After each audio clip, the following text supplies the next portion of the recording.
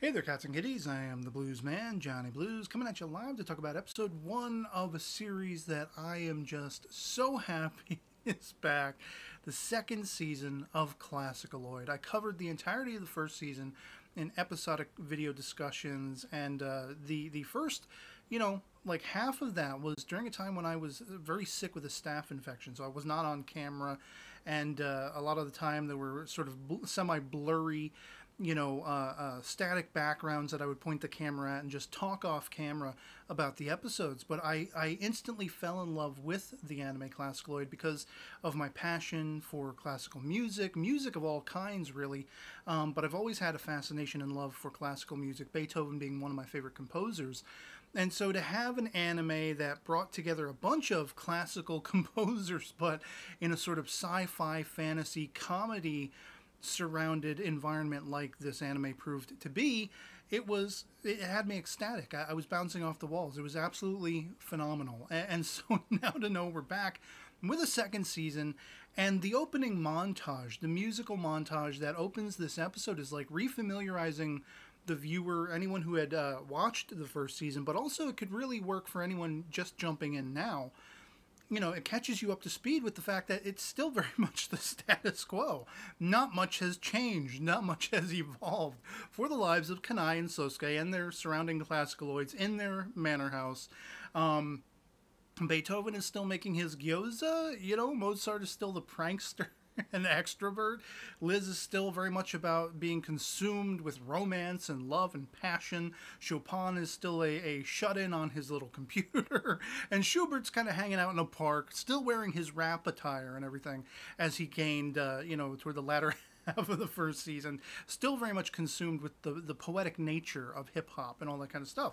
We do not actually see in the episode proper Berezowska, Tchekhov, or Bach, but they do appear in the end credits, so that tells me that they're still around and they're still going to be part of this story. If it isn't some sort of mastermind manipulation behind Bach, that we're introduced to the two new characters in this episode, which is what really throws a wrench in the works. This coming after, of course, following on from that montage, Beethoven has properly blown up half the mansion again, making his gyoza, and Kanai's like, everybody out of here!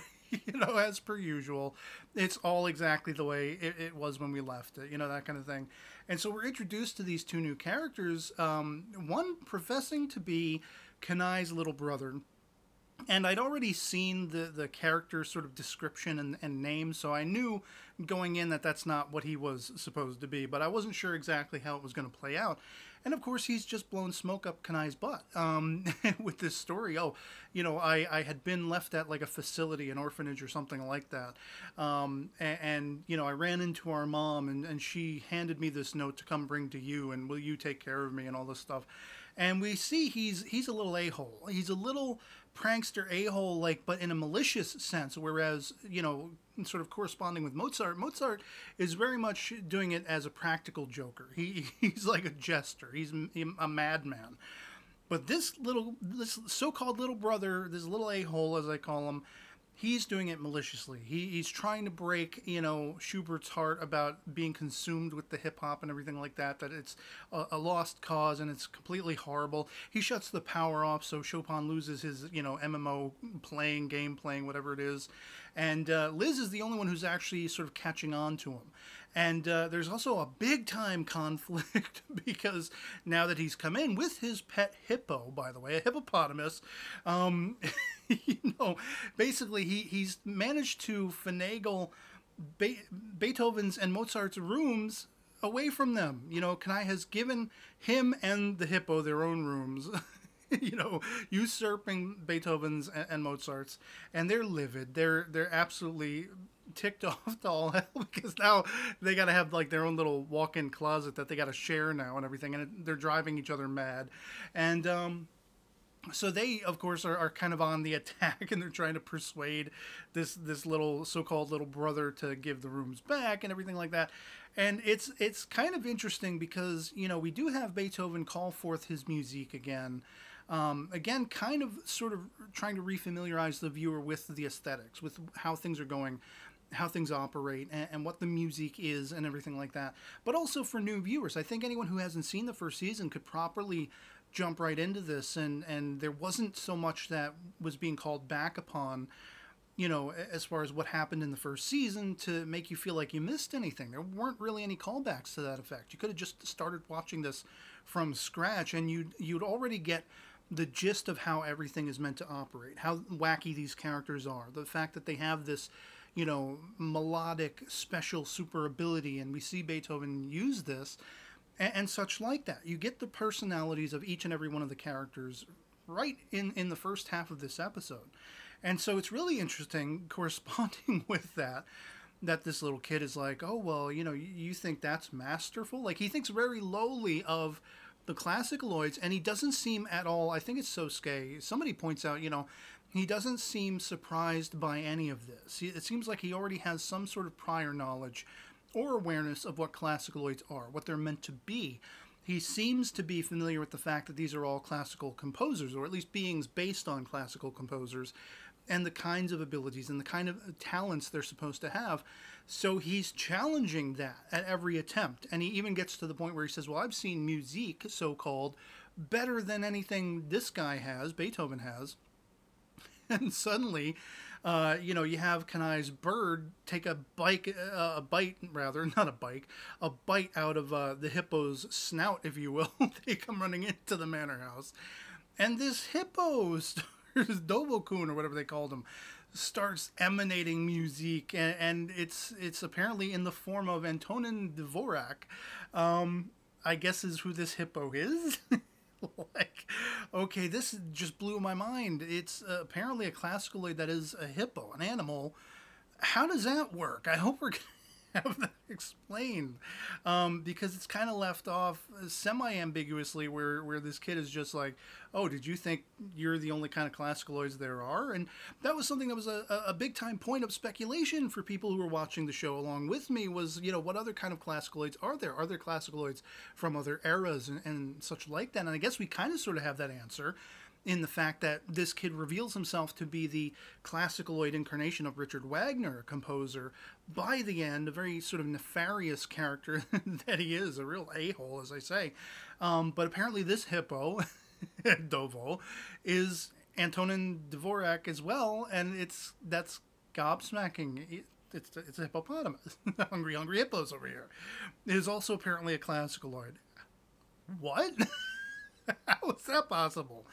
I have no idea, but I loved this show coming back. I loved this first episode, getting right back into that action, all of that familiarity, all of that wackiness and everything like that, and then being debuted to a character, you know, I mean, at least from right out of the gate, it seems like, okay, whereas Bach was seemingly the villain or antagonist in the first season for all intents and purposes, and then it kind of proved that, no, he wasn't. There were other manipulations and machinations going on, you know, behind the scenes, corresponding to him.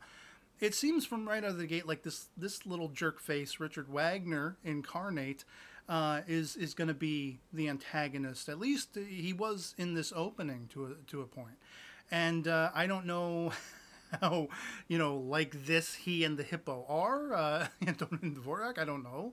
I don't know if they will come to conflicting. I don't know if Bach is maybe behind this, or it's some sort of, you know, in the time that we've spent away from this world, this universe, while everything seems to be status quo for the ClassicaLoids themselves in Kanai's Manor House and everything, maybe there are outward machinations going on. Maybe somebody else was like, you know, had witnessed what had happened with them and the creation of them and thought to create their own sort of ClassicaLoids that would, you know, they would try to set up against our main cast of ClassicaLoids or something like that, you know, two conflicting casts of ClassicaLoids. I have no idea. As far as going into this show, the only two new characters that were shown in the build-up to it were these two, this little kid, Richard Wagner, and the hippo, you know, Dvorak. So I don't know if we're going to be able to expect any other ClassicaLoids coming down the pike. And it's like, I have no idea. I couldn't even begin to speculate what kind of story we're going to get here. The entire first season did have an overarching central plot But there was a lot of, singular episodic stories that were told as well, and very much getting to know the ClassicaLoids one by one in certain different, limelights and from certain perspectives, them finding themselves and growing and evolving. But I mean, it's kind of like with the start of this episode, it's kind of like all for naught because they're exactly the way they were when we first got to know them. So I don't know if this is meant to propel them that much further, to go up antagonistically against them. I have no idea. I just love that this show is back, and I love that I'm going to be able to talk about it probably every week. I'm not going to set it in stone because anything could always, become conflictual, and I won't be able to come on and do videos about it.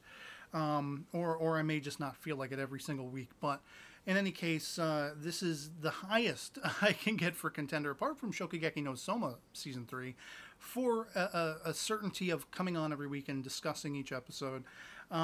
But again, it all depends. But I'd love to hear from you guys in the comments below what you thought of episode 1 of season 2 of ClassicaLoid. If you've seen it, if you watched it, if you enjoyed the first season, if you're somebody who is returning right along with myself, back into this crazy madcap world of classical music meets modern and these wacky characters. If you're somebody who was watching and communing back and forth with me in the comments all through the first season or through half of it or whatever, let me know. Say hello and what you think of this first episode, ushering us back into this world. Love it or hate it, anything goes in the comments below, just as long as we have great conversation. And so yeah, otherwise it'll be pretty much it for me on this. If this video finds you well, I'll catch you all later. Peace.